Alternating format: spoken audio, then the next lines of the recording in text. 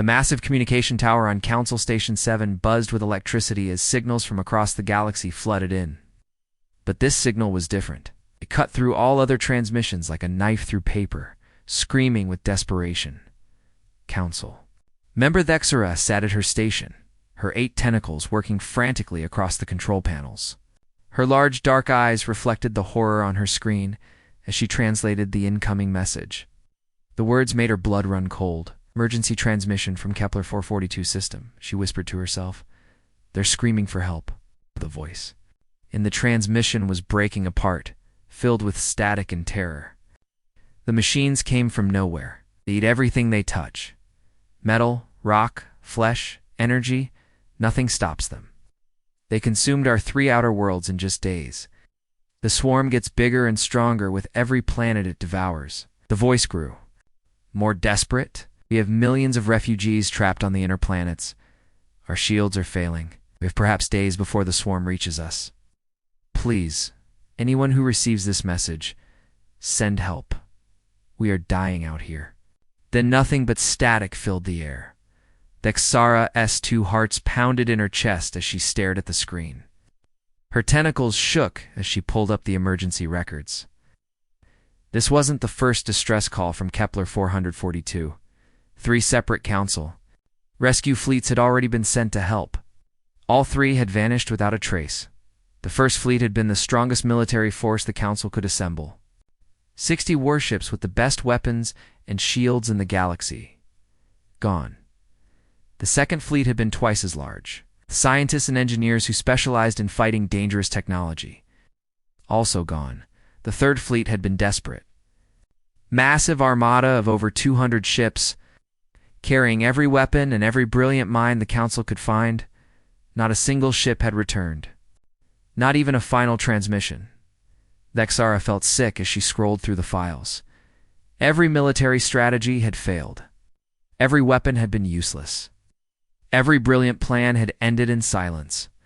The mechanical plague was unstoppable, and it was. Spreading with trembling tentacles, she accessed the restricted archives. These files were sealed for good reason. They contained information about the most dangerous species in the galaxy. Worlds that were too violent, too unpredictable, too risky to contact. Her eyes stopped on one entry. A small blue world in a distant corner of the galaxy. A file name read Earth Species, Human. She opened the file with growing fear. The classification made her sick. Extreme hazard, do not engage. The report was terrifying. Humans came from a death world that had tried to kill them for millions of years. Earthquakes, volcanoes, hurricanes, ice ages, plagues, asteroid impacts. Their planet had thrown everything at them. Instead of dying, they had become the deadliest species in the galaxy. The file showed images of human cities built on active volcanoes. Humans living in frozen wastelands, humans surviving and burning, deserts. These creatures thrived in conditions that would kill any other species instantly. The final line in the file made her pause. Do not engage unless all other options exhausted. Thexara looked back at the silent communication array. 3 fleets destroyed, millions of aliens about to die. The mechanical plague spreading across the galaxy. All other options were exhausted. Her tentacles moved. Slowly across the control panel, opening a new transmission channel. She was about to contact the most dangerous species in the galaxy and ask for their help. Part of her wondered if she was about to make the worst mistake in Council history, but as another desperate transmission came through from Kepler 442. The dying aliens needed help, and Earth was their last hope. The Great Council Chamber had never seen chaos like this. Representatives from 47 different species filled the massive crystalline hall, their voices echoing off the walls as they shouted over each other. Emergency lights bathed everything in red, making the scene look like a war zone. Thexara stood at the center podium, her tentacles gripping the edges as she tried to maintain order. She had called this emergency session to discuss contacting Earth, but now she wondered if that had been a mistake, as the debate was tearing the Council apart. Ambassador Velter, lizard-like creature from the Scorpion Nebula, stood on his hind legs with his neck frill expanded in anger. His scales shifted from green to bright red as he spoke. a sure sign of extreme agitation. "Are you all insane?" he screeched, his voice cutting through the noise. "You want to contact the Death World savages?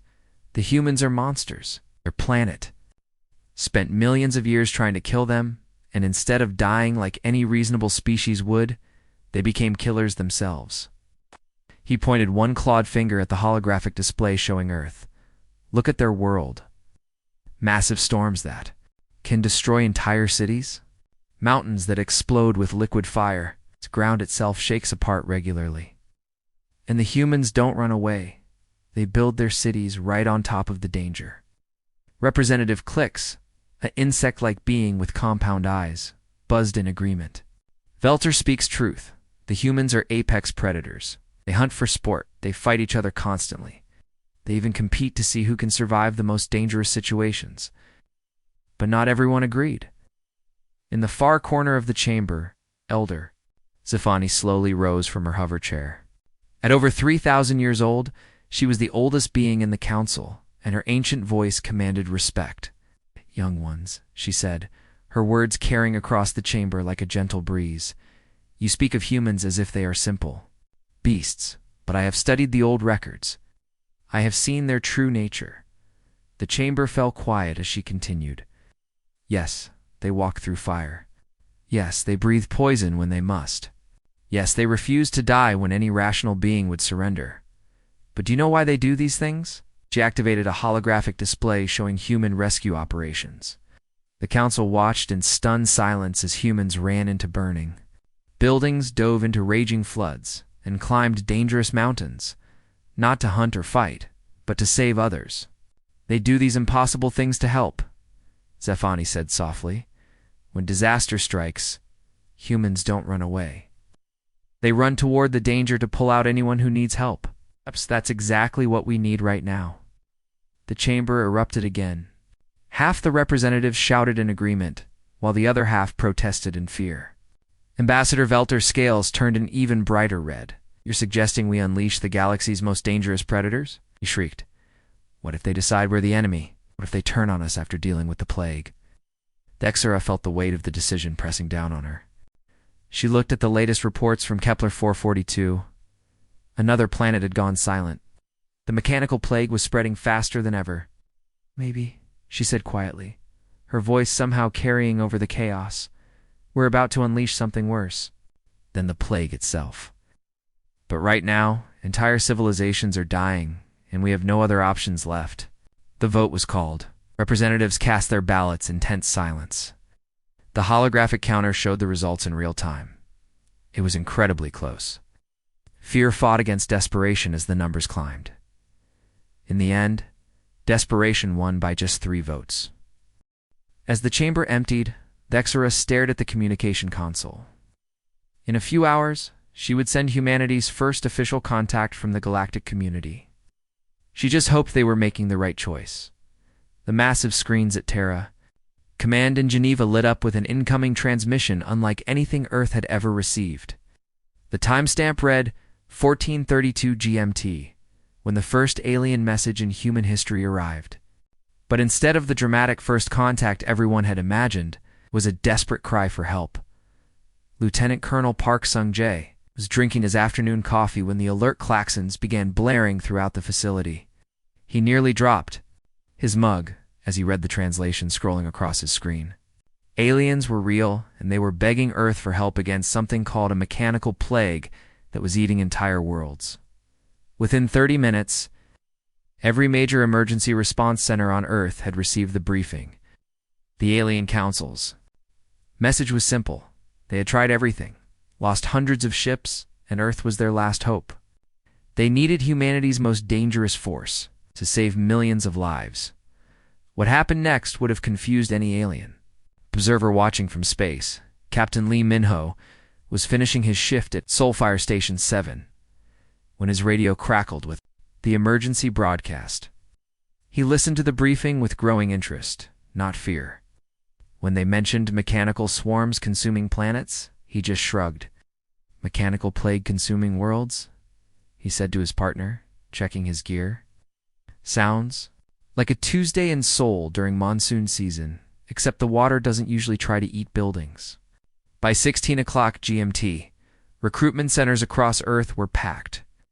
But these weren't soldiers lining up for humanity's first interstellar war. They were firefighters, paramedics, search and rescue specialists, emergency medical technicians, and disaster relief coordinators. People who ran toward danger for a living were volunteering to run toward the biggest danger in galactic history. Dr. Park. Jisoo was in the middle of surgery at Busan Medical Center when she got the call. After saving her patient's life, she immediately went to the recruitment office. While packing her emergency medical kit, she studied the alien physiology data they provided. Different species. Sure, she muttered, organizing her surgical instruments. But alien physiology can't be that different from human. They bleed. Eye patch. They're injured. I fix them. Same job, different patients. The alien observers stationed in Earth's orbit watched in complete bewilderment as humanity mobilized. They had expected armies, weapons, warships. Instead, they saw ambulances, fire trucks, and rescue helicopters being loaded onto transport ships. Commander Kim Tae-young coordinated. The response from the International Emergency Response Center in Houston. His screens showed volunteers pouring in from every continent. Mountain rescue teams from the Alps, hurricane response crews from Florida, earthquake specialists from Japan, wildfire fighters from Australia, flood rescue experts from the Netherlands. Sir. His aide reported, "We have over 50,000 volunteers in the first 6 hours. The aliens are asking about our military deployment. Should I tell them about our weapons?" Tae-young looked at the rosters scrolling across his screen. Not a single weapon among them. Just people who had spent their entire careers saving lives in impossible situations. "Tell them," he said with a slight smile, "that they're looking at Earth's most dangerous force. These people have been fighting disasters their whole lives. They've pulled survivors from collapsed buildings, rescued people from burning skyscrapers, saved lives during floods, earthquakes, and hurricanes. A mechanical plague is just another disaster to them." The alien observers sent frantic reports back to the Council. Earth's response made no sense. Where were the weapons? Where were the armies? Why were they sending doctors and firefighters to fight a planet-killing plague? But as the first human relief ships launched into space, something remarkable happened. The volunteers weren't afraid. They were excited. They joked about the mission, shared stories of worse disasters they'd faced, and compared notes on rescue techniques. Captain Lee Minho, now aboard the lead ship, looked out at the stars and grinned. Finally, he said to his crew, "A disaster. Big enough to be interesting." The aliens watching from their monitoring stations finally understood why humanity had been marked as extreme hazard. These weren't warriors going to battle. These were people who had turned helping others into an art form. They were about to show the galaxy what that really meant. The first human ships materialized in the Kepler 442 system like ghosts emerging from the void. One moment, the star-filled darkness was empty. The next moment, 12 vessels hung in space, their hulls gleaming white with red crosses painted on their sides. But these weren't the warships the Council had expected, aboard the monitoring station orbiting the system's edge. Council member Thexera stared at her screens in complete confusion. Her tentacles worked frantically across the control panels, trying to make sense of what she was seeing. Ow. "What are they doing?" she whispered to her aide, a young Zalani named Crix, who was equally baffled. The human ships weren't taking defensive positions. They weren't scanning for enemy targets or charging their weapons. Instead, they were broadcasting on medical emergency frequencies, sending out signals that any species in the galaxy would recognize as humanitarian aid. "They're scanning for survivors," Thexara said, her voice filled with disbelief. "Not tactical positions, not resources, not strategic advantages. They're looking for survivors." Below them, the third planet in the system was dying. The mechanical plague covered its surface like a living nightmare, a writhing mass of silver. Nanobots that consumed everything in their path. The swarm moved like a metallic ocean, flowing across continents and devouring cities, forests, and mountains with equal hunger. 2 outer planets had already fallen completely. what had once been. Thriving worlds were now bare metal spheres, stripped of every atom that could feed the ever-growing swarm. The plague had consumed billions of lives and was now stronger than ever. On the third planet's surface, the remaining population huddled in failing energy shields and underground bunkers. Millions of refugees from dozens of different species crowded together, watching their shelters slowly weaken as the mechanical plague pressed against their defenses. Lieutenant Young Hunjin sat in the command chair of the lead. Human vessel, the Earth relief ship Mercy. Around him, his crew worked with calm efficiency, their faces focused but unafraid. They had all volunteered for this mission, knowing they might never return home. Open a channel to all frequencies, Yang ordered. Let's introduce ourselves properly. The communication officer nodded and activated the transmission array. Yang's voice carried across the system, reaching every surviving settlement and refugee camp on the dying planet below. Unknown species, this is Lieutenant Yang Henjin of the Earth Relief Force. We received your distress call, and we're here to help. Please transmit medical data on your people, evacuation site coordinates, and any information about injured survivors who need immediate assistance. The silence that followed was deafening. On monitoring stations throughout the system, alien observers stared at their screens in shock. The Council's most dangerous species had just asked how they could help. On the monitoring station, Thexera, Essayed Crix looked at her with wide eyes. In our entire recorded history, he said slowly, no species has ever flown directly toward a planet-killing disaster and asked how they could help. What kind of beings are these humans? The answer came from the planet's surface as desperate voices began responding to Yang's transmission. Alien refugees, who had given up all hope of rescue, suddenly found themselves talking to creatures who seemed genuinely concerned about their welfare. Earthships, this is Refuge Station Alpha, came a weak voice. We have over 10,000 injured here. Our medical supplies ran out days ago. Can you really help us? Yang's response was immediate and confident. Station Alpha, we're dispatching medical teams to your location immediately. Prepare your wounded for evacuation. We're going to get you out of there. More voices joined the conversation. Refugee camps that had been silent for days suddenly came alive with hope. The humans weren't just offering to help, they were actually flying down toward the plague-covered planet to do it. Thexera watched the human ships begin their descent. Through the mechanical storms surrounding the planet, any sane species would have stayed in orbit and tried to fight the plague from a safe distance. But the humans were diving straight into the most dangerous zone in the galaxy because that's where the survivors were by the ancient stars, she whispered. They're actually going down there. The human dropships cut through the mechanical storm like knives through smoke, their heat shields glowing red as they descended toward the dying planet. From space, it looked like they were flying straight into a silver hurricane of death. The nanobots swirled around them in massive clouds, each microscopic machine hungry for more material to consume. Sergeant Choi Yunho gripped his safety harness as his dropship shook violently. Around him, his rescue team stayed calm despite the chaos outside. These were people who had rappelled into burning buildings and walked through collapsing earthquake zones. A mechanical storm was just another Tuesday for them. 30 seconds. 2 landing zone, called the pilot over the intercom. Sensors show the nanobots are thickest near the infrastructure. 8. They're eating everything made of metal or synthetic materials. Yunho checked his equipment one final time. His radiation detector was going crazy, clicking frantically as it measured the energy signatures of millions of nanobots. Any other species would have turned back immediately. But Yunho just adjusted his gear and prepared for landing. The dropship touched down in what had once been a beautiful park. Now it looked like a metallic graveyard.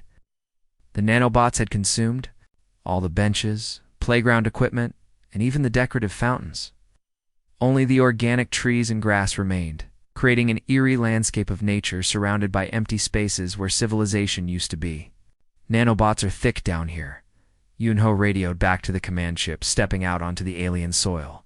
But they seem focused on infrastructure, not biologics. We can work around them. His team spread out immediately. Following protocols they had practiced 1,000 times in disaster zones on Earth, They moved with the calm precision of people who had spent their lives saving others in impossible provisions. Dr. Song Diyun was already setting up her medical station before the second dropship even landed. She had chosen a spot near the largest refugee shelter where hundreds of injured aliens waited for help. Her equipment looked tiny compared to the massive mechanical storm swirling overhead, but she worked with steady hands. First patient she called out as alien medics brought her a wounded Zilani whose leg had been crushed by falling debris. The creature's blue blood was unlike anything in her textbooks, but blood was blood. She got to work immediately, treating injuries her medical training had never covered. Engineer Park Geo was already busy with her own impossible task. The refugee shelter's energy shields were failing, weakened by constant attacks from the nanobots. She crawled through the debris, outside, gathering pieces of destroyed equipment and jury-rigging them into a stronger force field generator. "These aliens build their tech differently than us," she muttered, welding two incompatible power sources together. But electricity is electricity. This should hold them for a while. Captain Lee Minho's team had the most dangerous job of all. They were carving safe corridors through the mechanical inferno, creating paths that evacuation teams could use to reach stranded survivors. The nanobots swarmed around them like angry metal bees, but the humans pressed forward anyway. Just like cutting through a forest fire, Minho told his team as they used plasma cutters to create a clear path, except the fire is made of robots, and it's trying to eat our equipment. Above them, the council observers watched from their monitoring stations in complete shock. The humans were working in conditions that would kill any other species instantly.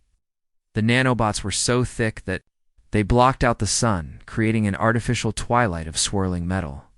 Yet the humans moved through it all with the calm efficiency of people who faced disasters every day of their lives.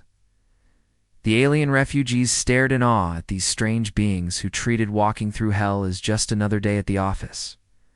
They watched human doctors work on patients, while nanobots swirled around them. They saw human engineers fix their failing equipment while standing in the middle of a mechanical storm.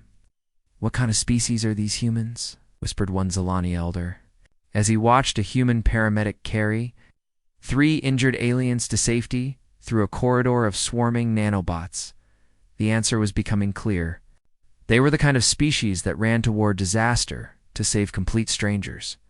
The evacuation camps buzzed with activity, as humans and aliens worked side by side for the first time in galactic history.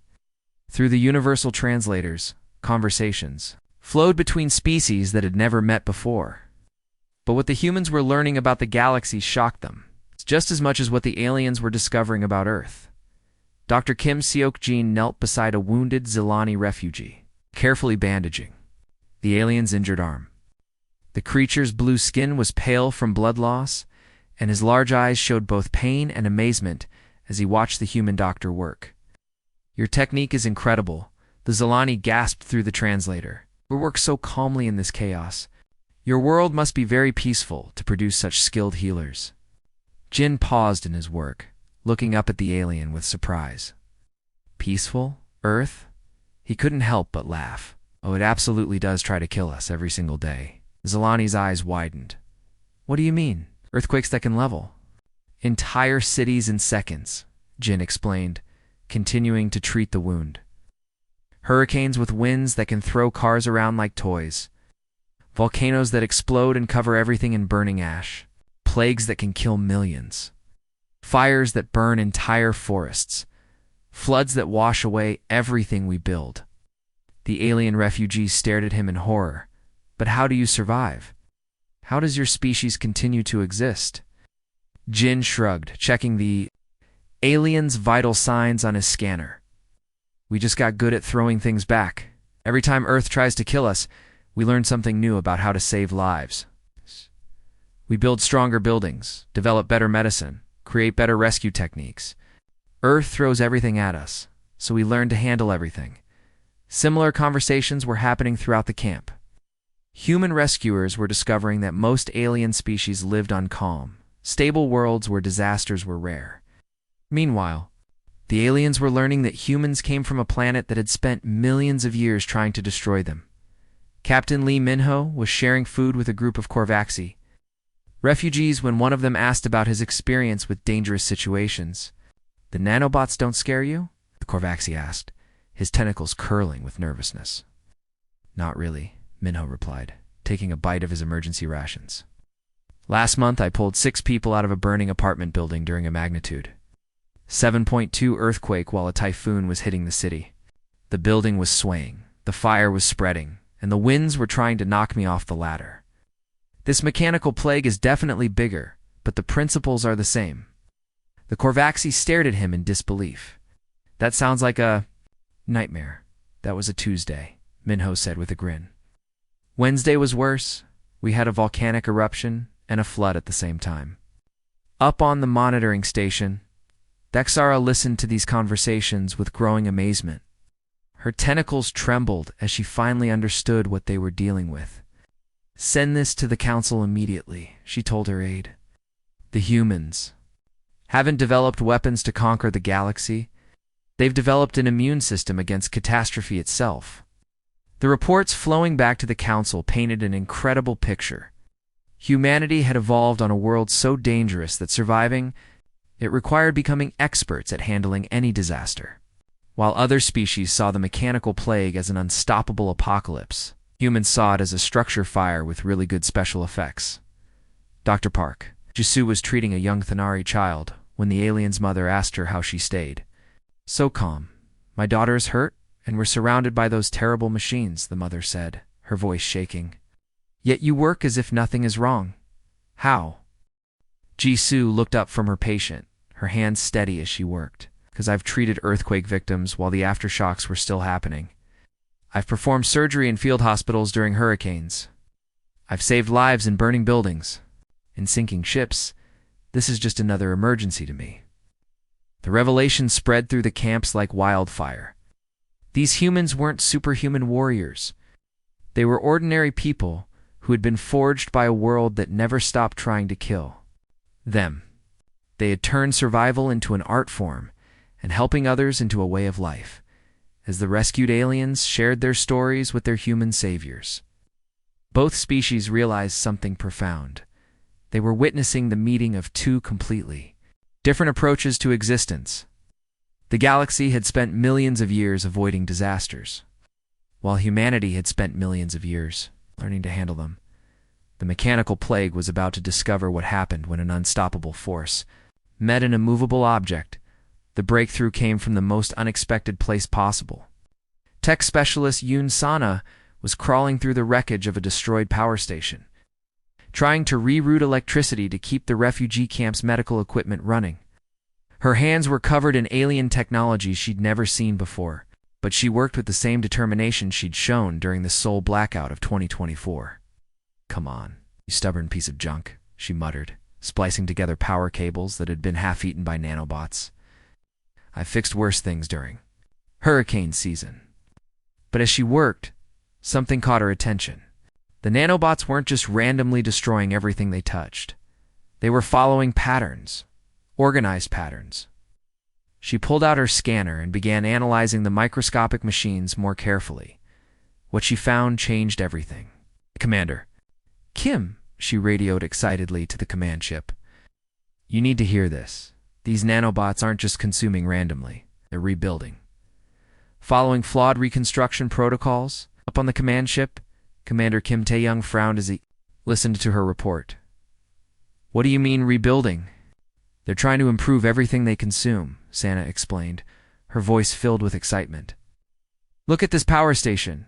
They didn't just eat it, they tried to rebuild it better. But their programming is corrupted. They're making mistakes, creating unstable structures that collapse and consume more resources." The implications hit the command team like a thunderbolt. This wasn't a weapon designed to destroy worlds. It was a construction project gone horribly wrong. Within hours, human engineers throughout the system were studying the nanobots with fresh eyes.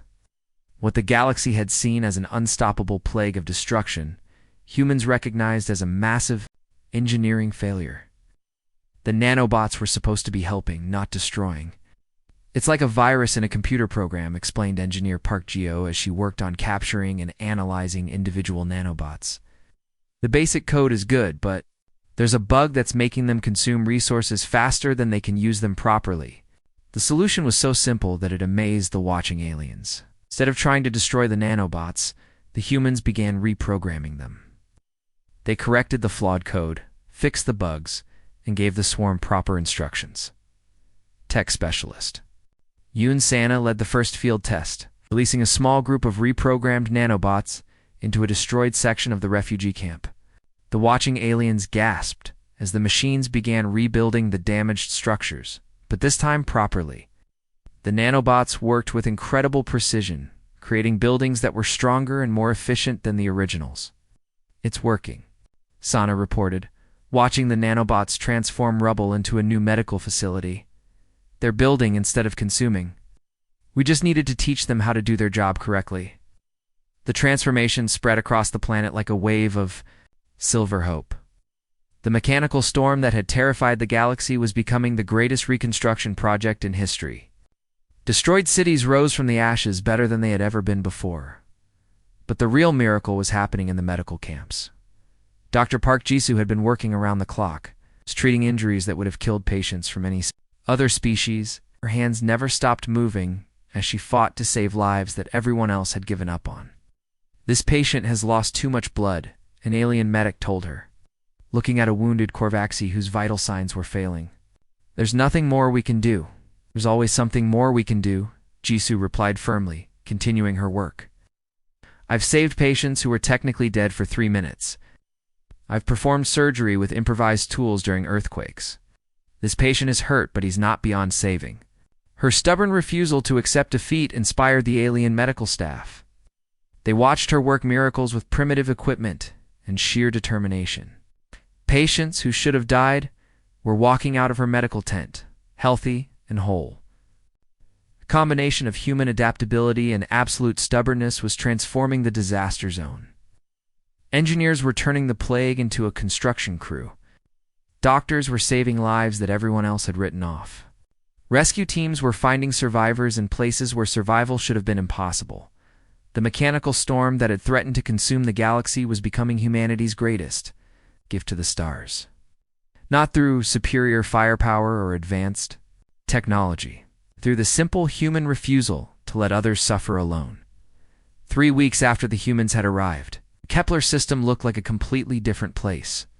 Where once there had been dying worlds covered in mechanical plague, now there were thriving planets with cities more beautiful than they had ever been before. The reprogrammed nanobots worked tirelessly, rebuilding everything they had consumed and making it better than the original designs. The refugee camps had transformed into bustling temporary settlements. Children who had been sick and starving were now playing in parks that the nanobots had built overnight. Adults who had given up all hope were now working alongside the construction bots, planning new homes and communities. Captain Lee Minho sat cross-legged on the grass in what had once been a barren wasteland. Around him, a group of alien children watched with fascination as he carefully folded a piece of paper.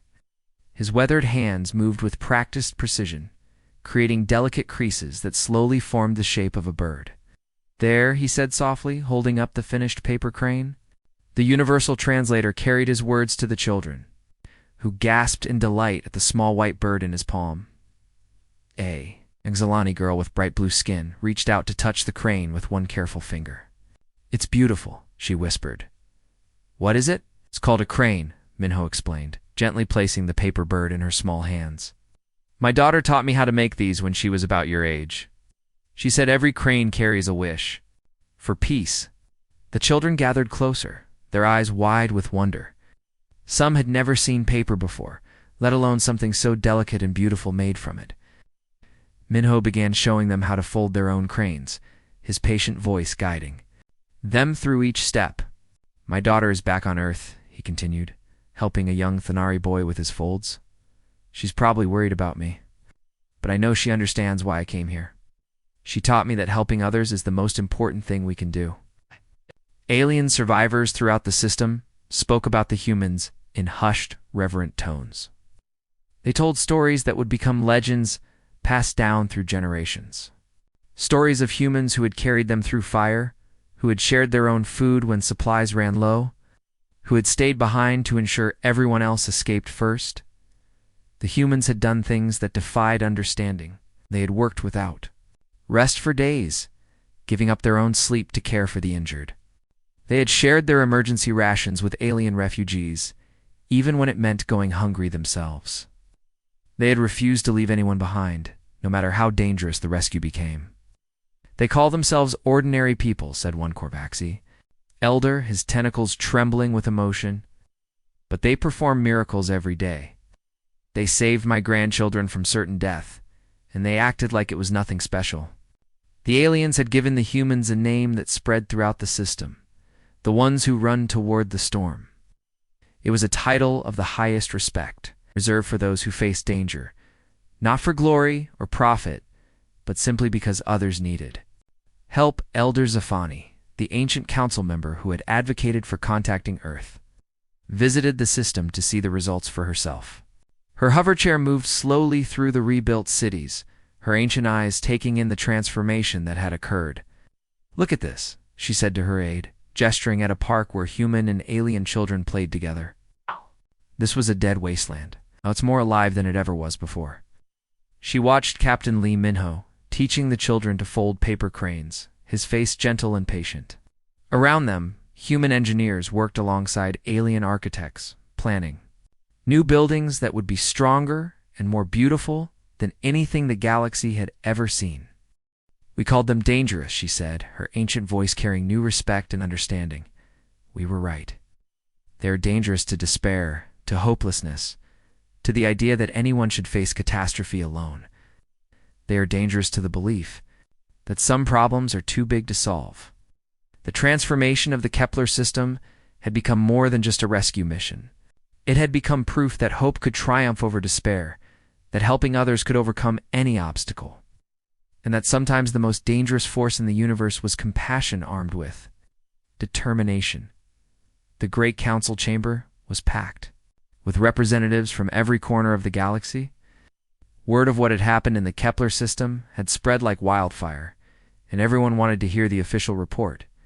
The massive crystalline hall buzzed with excited conversations in dozens of different languages. Thexara stood at the center podium, her tentacles steady as she looked out at the assembled delegates. In her hands, she held the most important report in galactic history. The holographic displays around the chamber showed images from the Kepler system, before and after photos that seemed impossible to believe. 3 weeks ago, she began, her voice carrying clearly through the chamber. We sent a desperate message to a quarantined world. We expected warriors. We expected weapons. We expected Earth's most dangerous species to arrive with the power to destroy our enemies. She paused, letting her words sink in. We were right about one thing. Humans are the most dangerous species in the galaxy, but not in the way we thought. The chamber fell silent as she activated the holographic display. Images flowed across the screens, humans running into burning buildings, carrying injured aliens to safety, working without rest to save complete strangers. The watching delegates gasped at scenes that defied everything they thought they knew. About survival, quarantine on humanity is hereby lifted, Thexara announced, her voice filled with conviction. Furthermore, I propose the establishment of the Universal Emergency Response Protocol. When disaster strikes anywhere in the galaxy, we call the humans first. Murmurs rippled through the chamber. Some delegates looked confused, others amazed. Elder Zafani nodded approvingly from her hoverchair, while Ambassador Velter sat in stunned silence. Not because they're the strongest or most advanced, Thexara continued, but because they're the only species that consistently runs toward danger to save complete strangers. They've spent their entire evolutionary history learning to be dangerous to catastrophe itself. She gestured to the images on the screens. Look at what they accomplished. They didn't conquer the mechanical plague, they healed it. They didn't destroy their enemies, they turned them into helpers.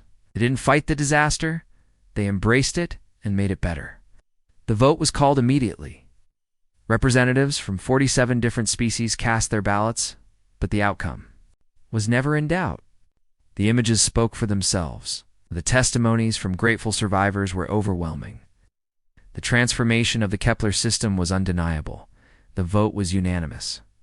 As the council session ended, delegates crowded around Nexera, asking questions about the humans and their incredible abilities, but she was already thinking about the future. The galaxy had found its guardians, and they came from the most unexpected place of all. Back on Earth, Commander Kim Tae-yong was barely finished writing his mission report when the first official request for aid arrived. The communication came from the Andromeda sector, where a solar storm was threatening to destroy 3 inhabited worlds. "Sir," his aide reported, "the Galactic Council is requesting immediate assistance. They're saying it's urgent." Tae-yong looked at the roster of volunteers who had returned from the Kepler mission.